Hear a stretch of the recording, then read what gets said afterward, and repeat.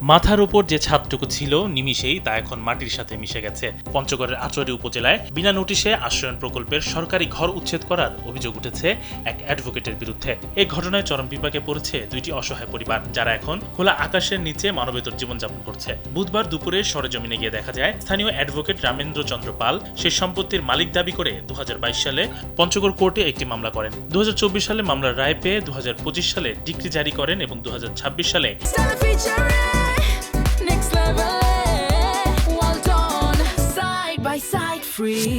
উচ্ছেদের পরোয়ানা জারি করেন। তারই প্রেক্ষিতে পঞ্চগড় কোর্টের উচ্ছেদ আদেশের পত্র নিয়ে আসেন। পরে কোর্টের লোক এবং আটোয়ারী থানা পুলিশের উপস্থিতিতে তিনি স্ক্যাভেটর দিয়ে সেই আশ্রয়ণ প্রকল্পের সরকারি ঘর দুটি ঘুরিয়ে দেন। অভিযোগ রয়েছে উচ্ছেদ পূর্বে সেই ঘরের মালিক বা স্থানীয় উপজেলা প্রশাসনকে কোনো ধরনের নোটিশ প্রদান করা হয়নি। এদিকে এই ঘটনায় পরিবারগুলোর সদস্যরা দিশেহারা হয়ে পড়েছেন। তাদের দাবি, তারা দীর্ঘদিন ধরে ওই ঘরেই বসবাস করে আসছিলেন এবং হঠাৎ উচ্ছেদের কারণে তারা ব্যাপক ক্ষতিগ্রস্ত হয়েছেন। আমাকে দলিল দিছে সরকার, এখন হট করে বসে না আমাকে বলতেছে যে আমাকে কোনো টাইম দিল না, আপনার ঘর আমাকে ভাঙতে হবে।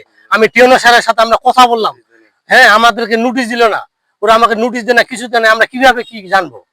সব ঘর বাড়ি ভাঙিয়ে দিচ্ছে, আমার সব বাচ্চা হিসাবে আমি কোথায় যাবো? এখন আমার তিয়াই লাগবে, আমার কোথায় যাবো?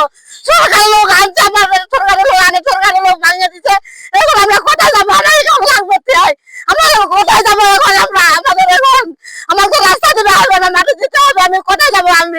আমাদের টাকা জায়গা লাগবে, আমার বাচ্চা দুটো বাচ্চা নেই, আমি যাবো কোথায়? ওনারা বলছেন যে ওনারা অবগত না, এবং আমি পার্সোনালিও আমার মনে হচ্ছে যে আমি এই সম্পর্কে কোনো নোটিশ আমার এখনো মনে পড়ছে না যে আমরা পেয়েছি। স্যারের নির্দেশনা আছে যে ওনারা যেন একদিনও গৃহহীন না থাকে। তো আমার আশেপাশে যে প্রকল্পগুলো আছে বা কোথাও যদি আমি খালি কোনো কিছু পাই, আমরা সেখানে এখনই স্থানান্তর করার জন্য আমরা ব্যবস্থা গ্রহণ করছি।